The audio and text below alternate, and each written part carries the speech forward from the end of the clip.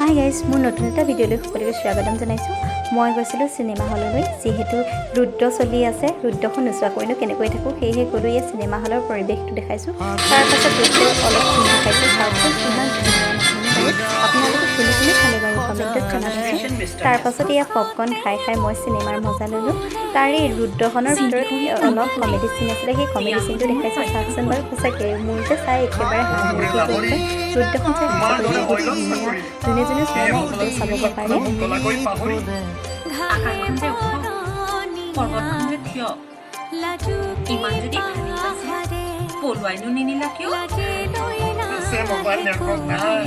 হ'ব, ধন নাথাকিলে লাভ নাই। আৰু শুনা, নেৰিবি ঐ নেৰিবি, ছাতি লাঠি তিয়নি, আজিৰ পৰা আমি বোলো বিয়ৈ আৰু বিয়নি। অ'কে।